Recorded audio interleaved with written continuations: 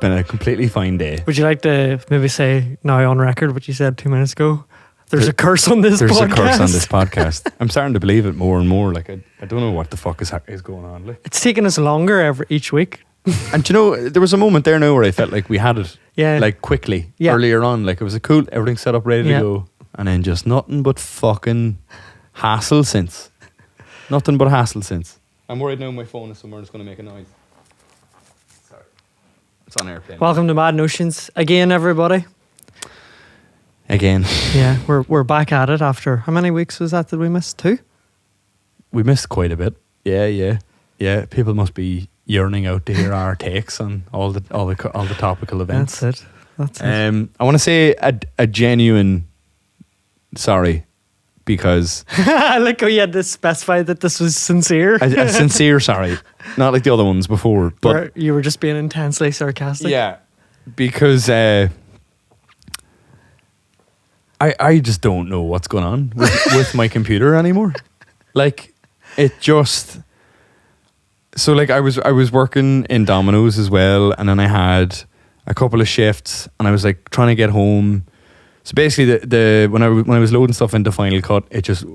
I know I've told you this already, but I just want these folks to know. But, like, I was loading stuff into Final Cut, and, like, the first few weeks I was doing it, it just loaded. It was fucking totally fine. I don't know what the problem was. And then I realised that there was just, like...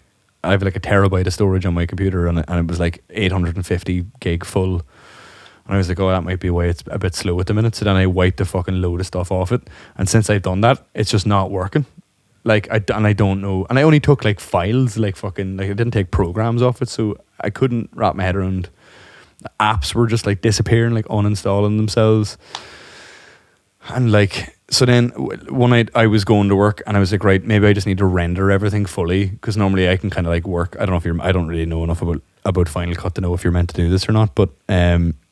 Please pipe in if any of you do know. If you do know, yeah, for sure. Help us fucking streamline this sucker. Please do, yeah. Like, really, if it's audio stuff, I got it. Like, but it's just this video crack. I haven't a clue. But so anyway, like if you load something into Logic, it takes like 10 fucking seconds, and then it's like, right, work away. Whereas with Final Cut, it just seems to, like, it obviously because the files are so much bigger or whatever, I suppose it just needs to, like, render everything before you do it. So I was like, right, maybe it just needs to render fully before I start. Mm-hmm. And so I would do that, and then, like, I did a full 8-hour shift and then came back and it was still going, and I was just like, that's the sort of thing that would send me into what I like to call a rage sweat. and when it's like, you know, supposed to come out on Thursday, and then it's like the Wednesday night and it just still isn't ready, and then it's like 5:30 in the morning and it's still not working. I was just like, I have to call it. Like, I have to go to bed. Like, time of death. I was just like, I have to, dead on arrival. Like, but so I just stop just pulling off your surgical mask after turning off the computer and lighting a cigarette. God damn it. Call it. God damn it, call it. Lost another one. Yeah, so I was just like, fuck. And then... See, doctors, there is content for you. Donate. We can relate. Our lives are the same. But we're just as qualified as each other. Doctor. But yeah, and so then I was this like, has been a particularly trying year for me as well as doctors. So then I was convinced then, like, I was like, okay, maybe it's just this, and tried another thing. And, like, left that for, like, another fucking 12 hours and came back. And I sent you a video of it. Like, every time I press play, it would be like... And just, like, it was mental. And I was like, I know Mick moves like that sometimes. but it was like, I'm starting to think there's something going on here. And it just, like, nothing with me or the computer? Just maybe a bit of both. Nothing was syncing up, and I was just losing my fucking mind. And then I was going to just release the audio-only version. And then... like, I was listening to it, and a lot of what we were talking about that week was either highly incorrect or because the premise of, like, the first half an hour was like, I was on the phone to Claire about the Backstreet Boys. Well, not even that. That part was actually okay, but then the bit where we were talking about Nolan, and I was like, I think it's about this. Let's carry on as if it is. It wasn't about that. The whole story that we ended up chatting about, and kind of like the digressions that stemmed from that, all boil down to the core information being incorrect. Right. And That's journalistic integrity here. The like she wouldn't get in some shows. Stephen. But and by the time I got round to just going like, I just had to make a call and was just like, fuck this episode. Fuck it to death. I hate it. I don't want to hear it. I don't want to look for clips. I don't want to look for anything. I'm really sorry that you didn't get an episode last week. It's been a bit of a week. And it has. And yeah, I'm sorry. Stop apologising. It's just, I feel bad. I've already apologised for our couple of weeks. It's been such a fucking roast, man. Like literally, and it's been very hot. It's so hot. It's so hot. It's so fucking hot. Throw in the hottest day of the year and there wasn't a lick of work done. Yeah. Oh my God. It was just fucking... It was so much. It just felt like so much to be dealing with. But we'll get there. And our Patreon donators were all very sound about it. They were all very nice. Except for one person who was like, fucking hurry up there. The wife's asking me, where's this money going? What am I getting for it? Somebody, by the way, I can't remember who it was in the Facebook group, like last week was like, did the computer die completely or what? Trying to be smart. And I was like, yes. See, I know not to poke that bear. It did die. Very funny. Speaking of our Patreon donators, I met a couple, I think 3 possibly. Well, I know for certain one was donating, and he goes, yeah, we donate to the Patreon and everything. We're not doctors though. We don't have that sweet doctor money. But I met 3 of them, 3 people at Sandal, just just where the bogs were. I don't know if I was just hanging out, putting out a vibe around the toilet, you know. Everybody all right? Enough hand sanitizer? You all grand? Good. Smoke. No, I'm asking, do you have one? And these... Do you have any filters and skins and tobacco? Will you smoke this for me? Will you smoke this for me? But they were really, really sound. And the guy was like... So, first of all, I was getting their names, and the girl I was speaking to, she was the one who came up first, and I was like, oh, what's your name? And she said, it's really complicated, so you'll not remember it. And then it was so normal, it wasn't a complicated name at all, but now I've forgotten it because I got distracted by her by the possible complexity of this name. Like, the audacity of you to think I'll not remember that easy name. It's Mary. But she was right. She also had a bone to pick with you. Apparently, I'm sure many of you do line up. I can't remember what the context was. I remember it happening, but I'm not exactly sure when it came up. Lay it on me. It was something. She drives a Fiat 500. Oh yeah. And I can't remember. I've been very hard on Fiat. Will you drive? Was that in the Florida story? That was the rental car that I got in Florida. Right. And so what did I say? She was just very defensive of the Fiat 500 as a vehicle. Do you feel safe in your Fiat 500, friend? With the surprisingly simplistic name? Because Anne. Let's call her Anne. It definitely wasn't Anne. But yeah, I mean, I stand by my statements. Fiat. But the Fiat... Fuck it. I've seen Fiat 500 girl as a description on social media as to describe a type of person, but I'm not really... They used to be Mini Cooper girl? I think so, and I'm not sure if they're Until they just started letting anybody drive those. I think there might be distant cousins of the horse girl. I'm not sure. I'm not sure. And them in turn are both being stalked by the soft boy. Yeah. As is my limited understanding of generalizations of people go. Do you reckon that Mini Cooper lost? Have I asked you this before? Because it's occurred to me before, but there obviously must have been a conversation whenever they decided the design for the new rear brake lights, and they were like, Union Jack. No one will have a problem with that. The world loves us. No one will have a problem with that. Especially not the Italians, who, of course, are famous for their love of our Mini Coopers. But I've always just wondered, like, was there a shipment arrived of new Mini Coopers to, like, you know, some dealership in Cork, and they were like loading them off the back, and they were like, "Oh, we've made a horrendous mistake. And then put them back and in. The boy in the forecourt was just like, and bring him back into the van. Just back into the van. I want to know if Mini Cooper have like an entire, just specifically for Ireland roster, just where there's the same old bog standard headlights when they realise their mistake. What an oversight. There's a bit in that book, Milkman. The thing about that book, Milkman, it speaks about the growing up in the Troubles in Belfast without ever directly saying Catholic, Protestant, anything, and everything is about state symbols, state flags, whatever. And one of the characters in it is a mechanic, and it's talking about like it has like a little emblem, and I can't remember what car it would be. It's not a Mini Cooper, but it has a little Union Jack emblem on it, or at least that's what's implied. And there's a furore around. People are men come to visit him to get it off, to make sure he's not sort of sympathize. Like this was seen as a sympathizing sort of thing. It was a not carte blanche. That's the opposite. It was like across the board. Yeah, those symbols were dangerous. Like to even be like, even if you had like a Reebok fucking isn't it Reebok have the wee fucking stitching of the Union Jack on their shoes? Well, that is seen as kind of beyond the pale a wee bit. Yeah, well, it's mad. I figure in any context, it's just good.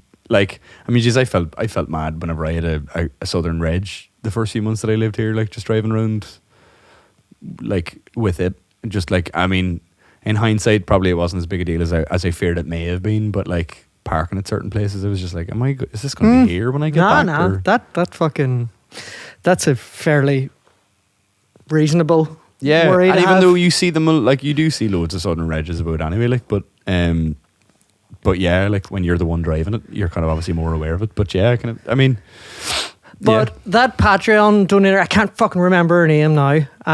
But they were all really nice. Oh, and here's the guy. I remember the guy's name. His name was Matthew because I'm a horrible sexist and women are nothing. Women only matter. But the guy was like, mate, keep doing the podcast, it's brilliant. And I was like, oh, thanks so much. I was like, I love it, we donate and all, it's great. And he's like, I tell everybody, he's like, you have to listen to this podcast. He's like, I tell everybody I meet, it's like, you have to listen to this podcast. And they say, what's it about? And I'm like, it's just two lads and they're just chatting to each other and just kind of riffing and gagging, just fucking, it's all off the cuff and there's no real premise to it or all. And they all always say to me, he says, that sounds shite. And I was like, it does sound shite. Yeah, it is. It's hard. And he's like, but no, you just have to listen. And I was like, well, cheers. Thanks. Yeah. If someone pitched it to me that way, I probably wouldn't check it out either. It's not really wrapped in any glory of like, I feel like if there is a draw to this podcast, which I'm not sure even that there is. But we have t-shirts. But it must be that if we can get you to listen long enough, you'll stay. That should be our wee tagline. Yeah. Just give it a minute. No, just wait. Just wait. But listen. That's an in-joke. Just ignore that. You'll have to listen if you... yeah. If you listen to the last 100 episodes, you'll understand. They don't actually find camels sexy. No one was fucking camels. It was a whole thing. But yeah. But yeah, hopefully, like that's, I don't know. I mean, there seems to be enough of you. I met a couple at Dalriada. There was a fella came up to me. I'm pretty sure he said his name was Paul. Sorry if your name's not Paul. I had a lot on. But at least there's a bit of equal opportunity name forgetting going on now. Thank God. It's not just all the women whose names we forgot. But he was very nice. I think he said that he had only just started listening at the start of the pandemic, and he said he's about a year behind, which is kind of hilarious. He's living the pandemic all over again. Yeah. Not that we're out of it. Yeah, and like he's currently just going like, so there's this thing called COVID-19, but yeah, he said he really enjoys it. And I also ran into do you know Niall McBride? Plays fiddle, 9 Inch Nails. You know them? No. Great fiddle player, also a doctor, and doctor. Bit of money about him. Wouldn't be short of a few pounds, like. But it was really funny actually because there was people queuing outside the door, and your brother Kieran had said that he was out for like someone's birthday.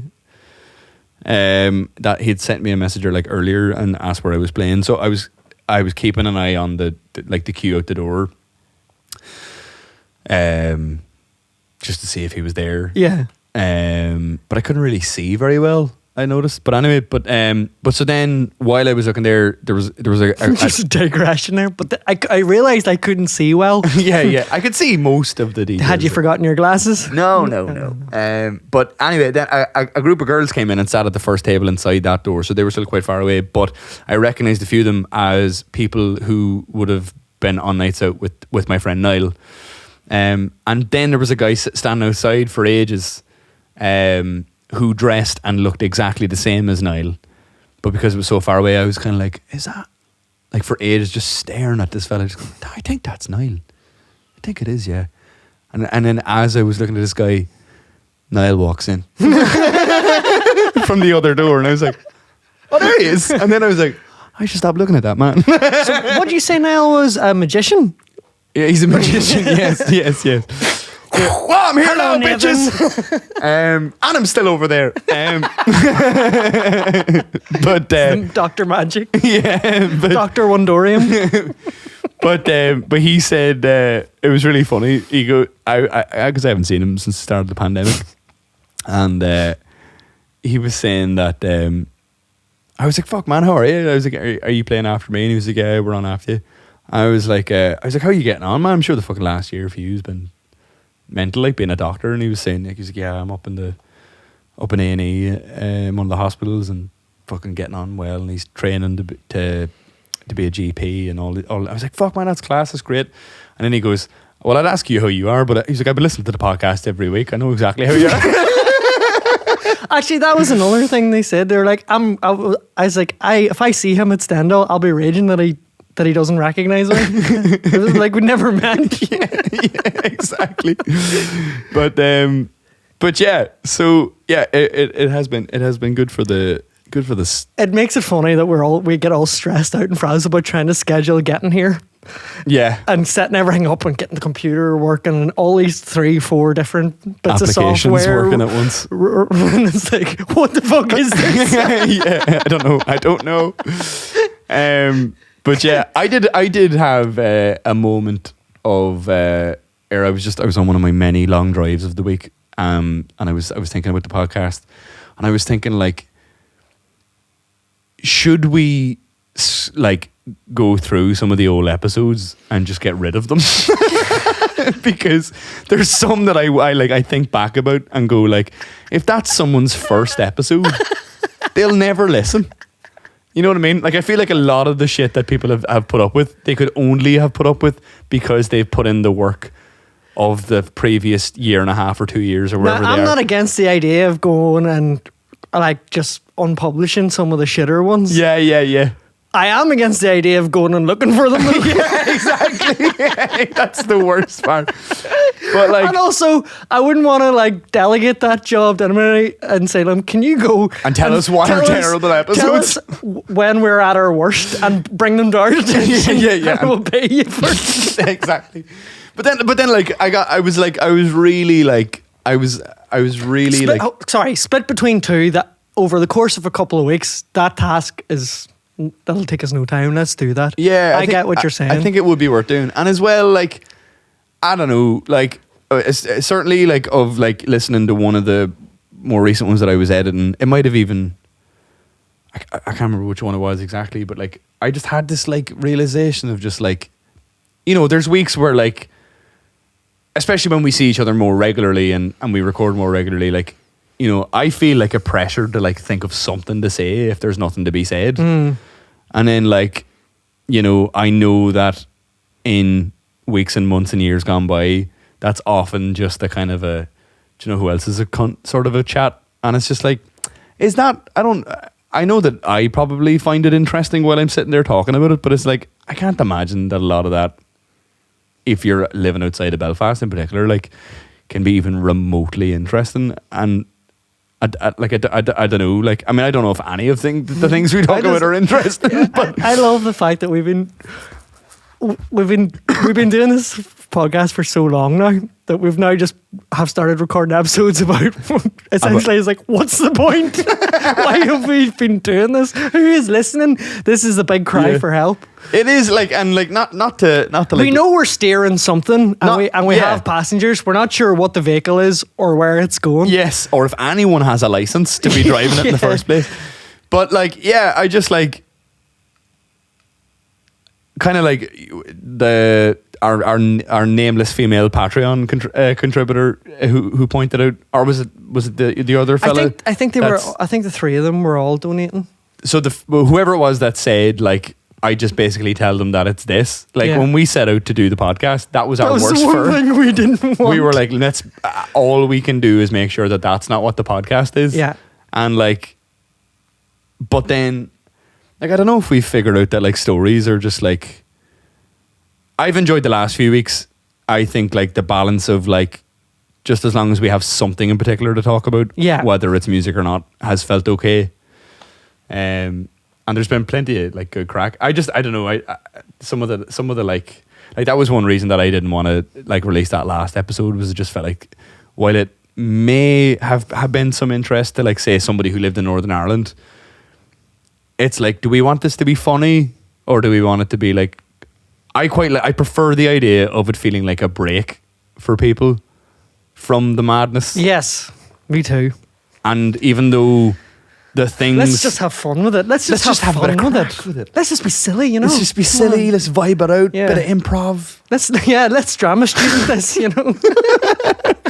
But like, yeah, and like, while I'm aware that it would be like disingenuous to pretend that like some of that stuff isn't happening just for the sake of whatever, and obviously we live in this country, and there's things happen in this country that like, really, if you don't live here, it doesn't make it rarely makes the international news. It rarely does, and it is awful to be in the middle of it. And there's been plenty this week to be chalked into that column.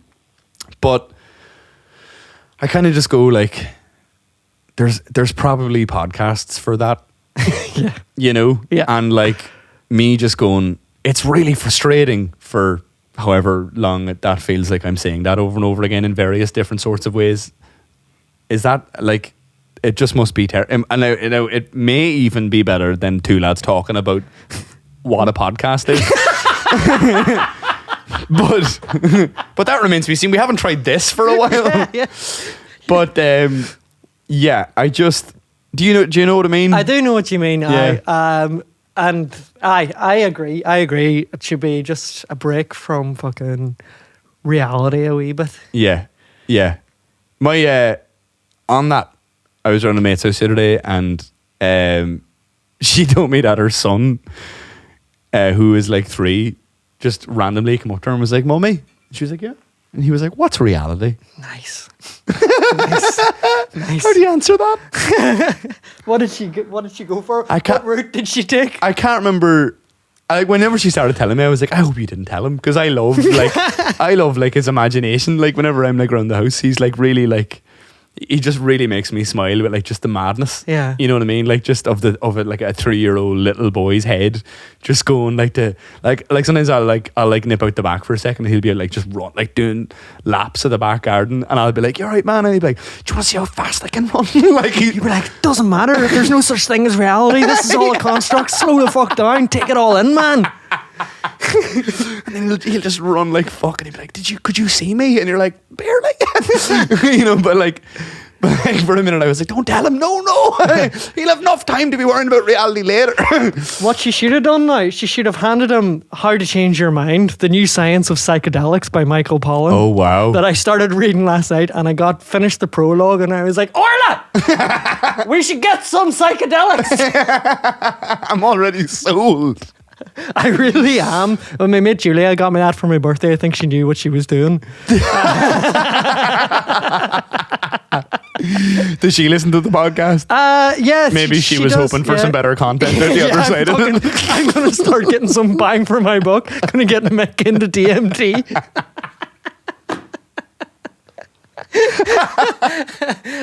You want to know what reality is, kid?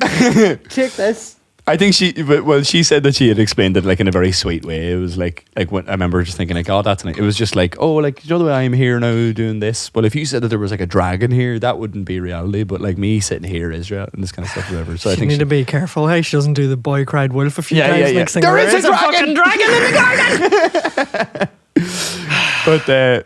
But yeah, no, it was just like the idea of not knowing. Could you imagine now if I had a child and the child said that to me? There wouldn't be a tap done in the house for the rest of the week. Be stressed out. I don't know what is real. I thought you knew. I thought you had a closer affinity just to the supernatural universe just by, you came from nothing quite recently. I thought you might have had a grasp on it. What did we send you to school for? I'm too far away from the moment of conception to really understand. Yeah. Speaking of children, I have a new nephew. There's fucking babies being born all over the place in the Oregon. You were just down for something with a Wayne. So that was the baby shower, and now the baby's been born. Right. So my brother Jesse and his fiancée Alison had little baby Arlo. His name Arlo is a great name. Yes, indeed. And he's the smiliest wee fucker I've ever seen. Like, he's just, every picture of him, he's just smiling away. He's real. I obviously haven't met him yet, but he seems very. Will you get down to see him? Hopefully, yeah. I mean, like, I would love to be able. That's the one thing that's been really frustrating about this pandemic. Like, my brother Adam has two now. Like, so I have two nieces from him, and Eugene, and so Faye, when I got down the last time, like, she's coming, I think, 2 now in September, and like, she's just like so. She's like, after getting so big, and she's like really chatty, and she can't say granddad, so she calls my dad Gak. Like, Gak. it's great. I'm like, you can't even speak. But and she's just really bright, and she's like, and like, they're doing like. You sure she wasn't just asking him for cocaine? Do you want any Gak, mate, or what? Gak or what? But and it's really, it's mad. Like, it's really nice when, we all get like swept up in everything and all sorts of mad shit's happening and whatever, and then like just like that trip home and like just to see the two of them. Isla, the younger one that they just had more recently, is obviously like still a complete infant, you know what I mean? So like, not much chat out of her. But like, if I point at a bee in a picture book, she can't even, she doesn't even know if it's a bee. What an idiot. Are you talking about a picture of a bee or the letter bee? Either, man. I tried both. I find it hard to distinguish between him and Ken today, anyway. I tried both. That's why I can't read or say the word can't. I can't read. It's the way we mentioned, it's really hot. But yes, it's lovely to like see. Like, I only really got to like spend like a couple hours there, like when I called over, but it was really lovely to just see her just kind of bouncing around and just like the life, or like the world through her eyes, just pointing at stuff and being like, fucking, this is class, and just walking around like kicking a wee ball around and all this kind of stuff. It's really nice. Waynes are deadly for an unlimited amount of time. Yes, they're deadly if you get to put them down and then leave, It's like, as long as I'm great with Waynes, as long as I'm safe in the knowledge that I get to hand them back over at some stage and go, you change snappy. This one seems to have shit itself. Give me the other one to distract while you do that. Yeah. But yeah, no. So it's been a couple of weeks of cool news. In that regard, which has been nice. So, but yeah, like, I just wish I could get down more. Like, it just seems to have fallen, obviously, like, in the same time. Like, so whenever Faye was born, Hyojin went to Korea to see her family, and then the pandemic hit, and she was like stuck there for a couple of months, and obviously we couldn't travel in there. So like, I just haven't really like seen them, which like is awful. Like, and I would love to be there more often. Must be tough. Yeah, Cork it's nearly as far away as Nebraska. Well, we're not allowed to go anywhere, Mick. It might as well be. Fucking this fucking guy, can't even let me. I don't know what it means. I don't know what that was supposed to do. Like, as if I angry theatrical panther.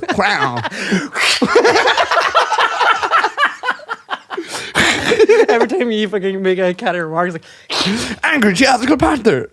I can't even say it anymore. But yeah, so that's class news. Here, what did you do for the hottest day on record? Which one? Saturday was the official hottest day on record. Just gone? Aye. I was more or less just hiding from the heat all day. I can't even remember. It's actually so hot that everything just feels like one sweaty mess for the last couple of weeks. It was nice not to be driving. I'd spent the week previous just up and down the country. I had a wedding in Cork on Wednesday, and I was back up to Ballygally on Thursday for another wedding. That's what we should be chatting about. Kind of some sort of kind of semi-normality in inverted commas. Yeah. Return to kind of what we'd been doing before. Absolutely, yeah. It's the first week that I didn't have any shifts in Domino's, which was cool. Because I really wanted a break from driving, so then I drove to Cork and back. But yeah, I mean, fuck, it was nice to have good money coming in again, albeit however brief. Who knows? But hopefully it'll fucking stay the way it is. But I've had 4 gigs and 2 of them cancelled. Cancelled? Last minute. One of them was a COVID scare. The other one was a toothache.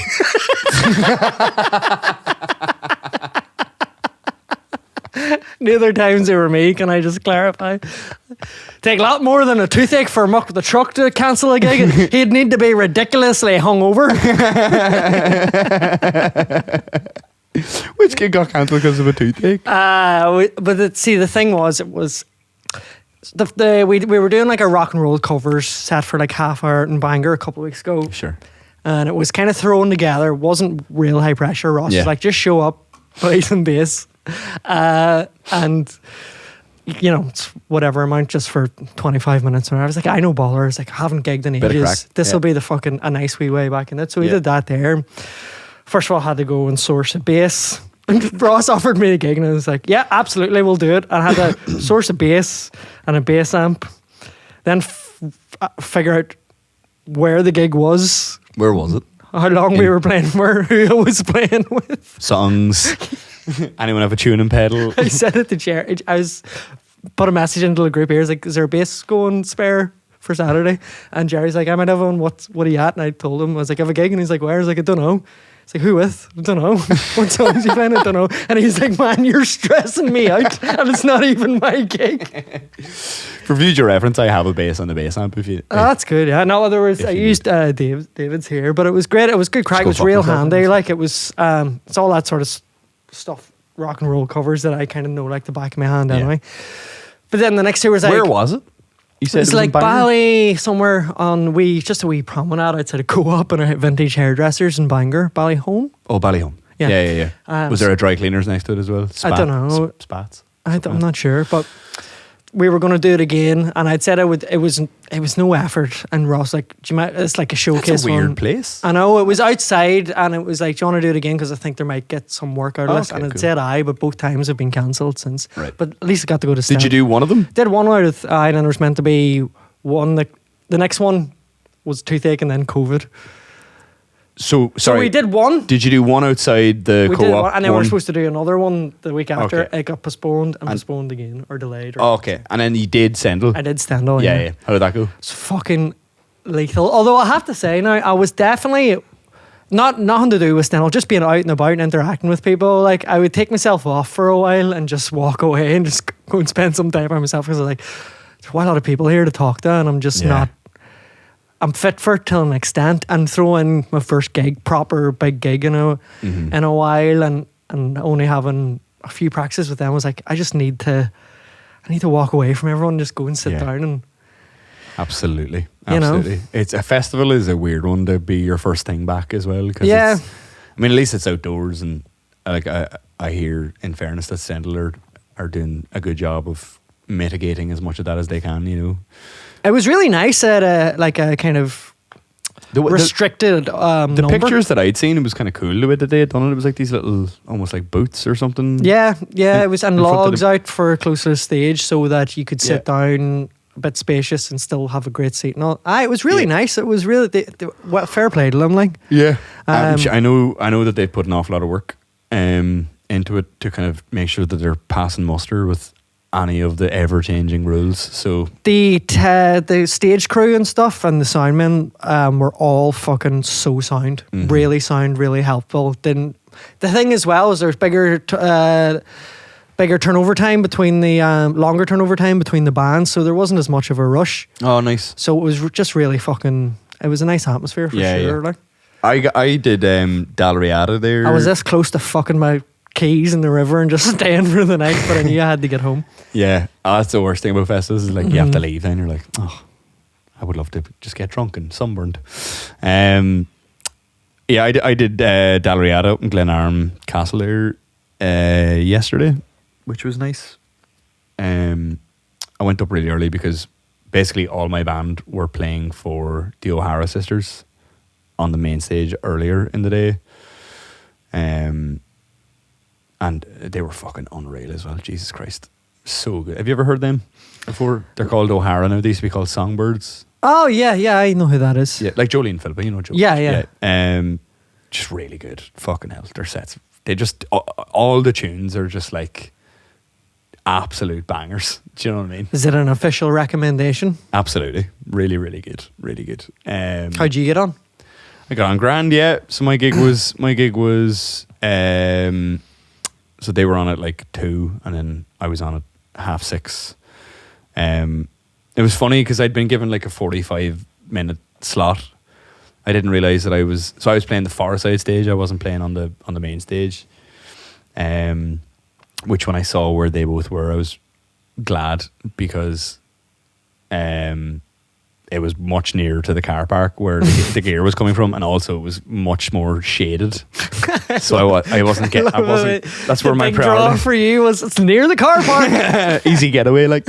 But there is nothing worse though. Sometimes another thing that's Sandal's great for like getting your gear down to where it needs to go. It's laid out well, and you jump in the back of one of them wee fucking quads and you're away. It's get deadly. They had those. It was really funny. So like, I don't know whatever way it was run, and I don't know if this happened because we said to the guy at the gate that we were playing, and I don't know if he just waved us on. But basically, like, I ended up just going, which I can say now because it's all over. But like, we pulled up in a car. And we were like, we're playing. And he was like, yeah, just go down there and park near that flag down there. And we were like, cool. And then we just got out of the car, we walked in, and we were in the festival. And I was like, there is no incentive to have paid here. No one checked a ticket. No one like did anything. Like, now I'm sure like a visually full boot full of fucking guitars and stuff. Yeah. Maybe gave us a different experience, but like. So you could have been assault rifles or anything. Could have been anything at all. Have you seen Desperado with fucking Antonio Banderas? No, could be anything under there. Like. Does he? I'm guessing he has a gun and a guitar case. Yes, he does. Yeah. And does he play a great show? Oh, he does well. Yeah, with the real guitar, not the one under there. Like, but yes. So then we got out of the car and we walked down to like it was like signs for like Festival HQ to pick up our passes, and we walked all the way down. And then the lady that we met was like, oh yeah, you'd pick those back up at the near the car park where we had walked 15 minutes from in the roasting heat with all our gear in our hands. And she was like, you just need to head back up the way you came there to grab those. And we were all like, And she was like, I could go get it, like, but you'd have to sit here and wait a few minutes, like. And we were like, that's okay. And she was like, one of yous be far more young and fit than me, like. And we were like, we'll wait. We'll see in a few minutes. So there we are. And she's like, not the best way to spend your 74th birthday, but I guess I volunteered, so I better get to it. In my head, I was just like, yeah, that really sounds like a you problem. But any other day, maybe, like, it was so hot. I was like, fucking no way am I walking back up to where I came from. Sure, if your stories are to be believed, you used to walk into the school 6 miles in this heat every day and back again, so you're well able for it. Consider your bluff called. But yeah, I got a savage burger from some place as well. There was one part of festivals that I forgot was a thing. But let me tell you, on the main stage, right, when we arrived. Can I interject? You just reminded Please me do. Not a slight to Sandal. It's more my choice as a vegan, but it severely limits your options. But they had a Mexican van, Okay. like for Mexican food. Now, Was it run by Mexican people? no, I think it became Cultural appropriation, carry on. I think it came via Cavan, and the reason I The think home of Mexican because food. like first of all, I explained to them that I wanted just no meat on it. And they were like, Why are you here? but then like I was getting salad and stuff, and it was a real like just that kind of. A chopped tomato only a countryman would chop. It's Just like nothing in diced. four. Like in four. Yeah. Had big chunks of lettuce and then just like sweet corn and taco sauce. I feel like I'm at a deli counter here. Like, it's a guacamole from a tube. Yeah. The The home I had of the whole thing. the home of authenticity. I think that's only bettered by. Do you remember what was it that the Oh Yeah put on? and Nando's had provided My letter from Nando's. Yes, they provided the food, and then we went up, and it was basically like all you can eat chicken for the artists. What was it? Was it like It was output or something? Generator, Yeah, output. it was output or something. And they were like, and they had said to us like that there was like a vegan or vegetarian option for everybody, and then we got there and Mick asked for it, and it was just olives and nuts. They're like, we have chips, like. Well, I did definitely go off I went off the wagon that night a wee bit. What did you have? I think I had loads of chicken. Because do you not remember? That night. Sorry, I thought you meant like Sandal. Yeah, Sorry, do you not remember? Yes, you did. You had so much chicken. I had a letter from Nando's. Yeah, and they didn't know what the fuck you were talking about. It was a letter we got like for food vouchers from Generator, but it said about Nando's, and like I was like holding it going, I have a letter here. And it was all chicken grease. It was like, give me if I'm gonna do this, I'm gonna fucking do it right. Give me all the fucking chicken. It was so. I don't think I was vegan at that time. I think I might have just been You were. I was vegetarian. You were definitely. No, I remember you. No. I'm much more noble than that. Of course you are. Much more sick of my convictions. Man of deep principle. But I remember the thing that made me laugh the most about that was just it was a perfect set of circumstances to make them look all the more ridiculous. It was like they were catering for a building that caters exclusively to musicians, songwriters, artists, and no one thought that maybe some of these people, some of these hippies hippie limpers aren't going to want chicken. aren't going to want chicken. And like Nando's, the home of exclusively chicken, they were like, they'll do. Call them. Not a fucking shred of lettuce, nothing like. And the perplexed looks on the faces of the girls, they were like, you can have as many olives as you want. We have some skin from the chicken left over. That's vegan, right? You can suck on that and spit it out into a bucket. Bring us back the bucket. Yeah, we could use that again. Use that. But yeah, so we arrived, and on the main stage because O'Hara were playing on the main stage, we went there first for the lads to drop their gear off or whatever. I was just walking past, and there was like, I don't know what it was, like it was just a couple of people on stage with microphones jumping around while they played music on a backing track. Cool. They weren't singing. It was just like a come on, hey! There was no Hype dance. man. There was no dance routines. Hype man. But it was to nobody. To nobody. Hype man to nobody. They weren't hyping. They weren't introducing someone. They were given like a set. Yeah, right. Okay, so they were just demonstrating the concept of a hype man. Yeah. Just imagine if we had another artist here. Let's get ready, ladies and gentlemen, for us. More of this. But yeah, and then Shailene did a Let's Get Ready to Rumble. Did she Ladies and really? gentlemen, boys and girls, like for a new song. It was fucking class. Did you see their outfits? no. They got like big fucking robes designed up, handmade by Lily Billy. They look class. Like Class. they turned out to be really fucking hot as well. Everybody's just caked in a layer of sweat. Like. Anyway, sorry, I keep derailing you. Let's hear more about these hype man So or men. Now, I was kind of going like, I really enjoyed the slot that I got. It was all cool.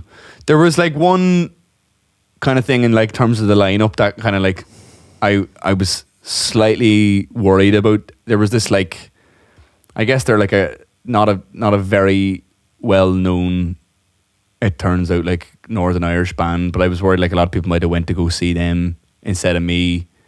The Undertones. So not a big deal at all to be worrying about. At the same time as me, I was like, oh, cool.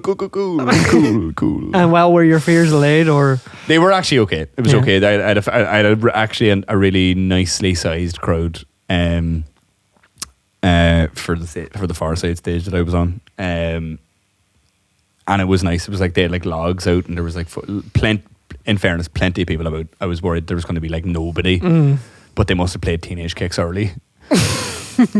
That feels unfair to the legacy of the Undertones, and as a northerner, I'm not going to stand for that. Someone came up to me and was like, they are not a one-hit wonder. Somebody came up to me and was like, you should, they were like, what if you just do Teenage Kicks before they get the chance, then maybe people will just veer over here. And I was like, yeah, it's just the same thing twice, I suppose. Like, I could probably do that. You started it and then they just come in halfway. Like, we need to fucking cut the first verse. Yeah.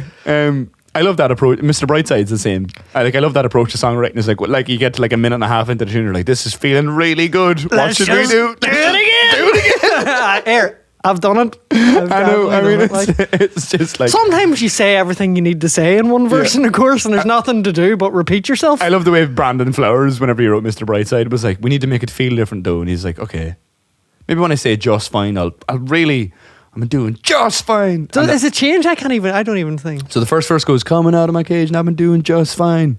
And the only difference is in the second verse he goes, yes, coming out of my cage and I've been doing just fine. Yeah. And you're like, whoa, is this a new song? Did you write an entirely new set of lyrics for this? I feel completely... What's your thoughts on Mr. Brightside? Is it entered into Wonderwall now, like where it's kind of beyond? I mean, I get asked for it probably about as much. Yeah. But I don't hate it as a song. See, singing it on your own with a guitar, it's really boring. Yeah. It's one note. I know. Forever. Yeah. Like, that's why I like it.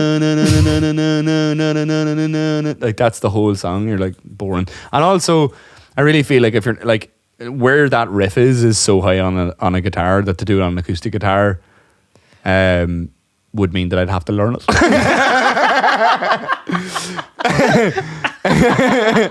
And I just don't want to really that badly. I'm sorry.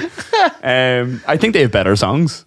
You know, that's why it doesn't bother me as much as Wonderwall, because I feel like they have got some great tunes. I think Oasis have some great tunes too. It's we're not going over any new ground here. It's all right. It's fine. I just wanted to hear what you thought about that. But yes, there was an ABBA tribute act playing the main stage at Dalriada as well. What were they called? I don't even know actually. Because I was just trying to like, I know it's always kind of pun based, or the best ones are. Is like, what could you be? What? Probably like Dancing Queens. But that's not really a pun. I was thinking of pun on ABBA. Oh, just flip the ACBA. Just flip the fucking letters around and just bah. But they, what do you call it? They, to be fair, now like they sounded really good. Like, and to be fair to you, Dancing Queens is a good tribute act name for ABBA. Absolutely. I don't think that's what they were called. I have no idea what they're called. But full costumes. Mm-hmm. Full wigs, and full drunk accents. Oh. And I have it on good authority that they are from Ballymena. So which Ballymena? The Swedish Ballymena or the one in Northern It's the Ireland? one it's on the border of Norway. Right. So they're not. It's just a coincidence. So there's a London in Alabama, and there's a London. But yeah, and like, so like there was like one of the like crowd bits was like your man goes he goes is everybody having a good time? Oh my god. And they were like, yeah. And he goes, no, in Sweden we say yeah. He's like, can you say yeah? Is everybody having a good time? And they were like, yeah. And he was like, oh, very good. I was like, is he German? I don't think he knows. And the whole time he's on the border of Sweden, Norway, and Germany. That's where he's from. The whole time I was just like, I don't know like how I feel about like, you know, you're a musician, you're looking for work. There's an ad in the paper. Must have a good Swedish accent. And you're like, okay. I just feel like the day one of that, like, because ABBA have some great tunes. Like, I mean, like, I think like production wise, I'm a big fan. I think like they wouldn't be like my first choice to throw on in the car, but I can I wouldn't buy their albums. I respect. All you need is ABBA Gold. Everybody knows that. Yeah, yeah, of course. But like, you know, the production, the songwriting's really good. Like it's amazing, good shit. Like, yeah, it's all really top tier. It's good shit. And in terms of like a tribute act to pick, very interesting music. And music's good, strong look. That's all you really need, like, for a tribute act. Absolutely. And I guess the accents are easy. I don't know. Yours seemed all over the place. Well, mine was a dead-on impression of his impression. Just want to make that clear. I could do a Swedish accent. I'm not going to do it now, but not without getting paid. What are you in a fucking? You need to join the act first. What am I? Employed by these people? But what am I? Some sort of freelance Swede? I'm no turnip.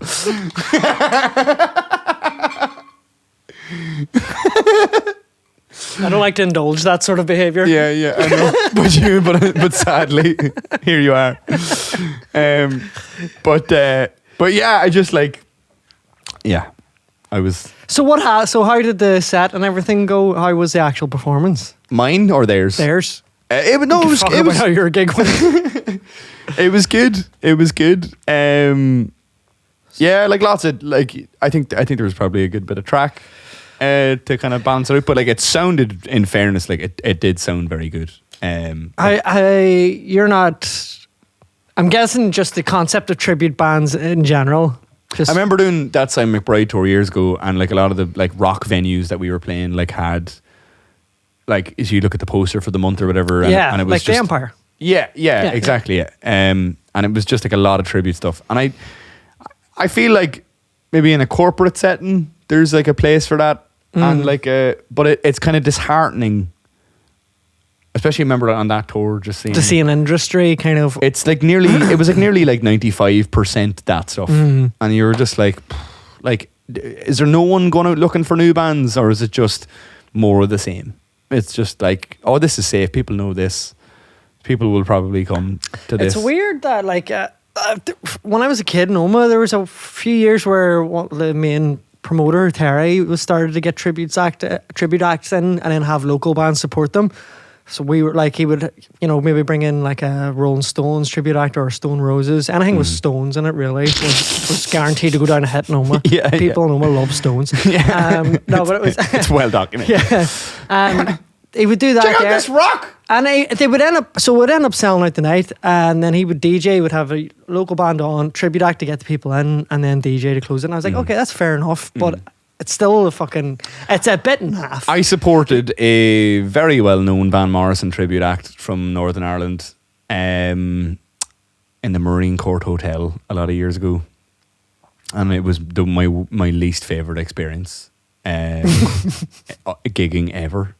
Just because it was like... How good of a... No, let me say... How good of a tribute act was it? No, they were it was what it was. Like, they were fine. Like, all the players are very proficient and...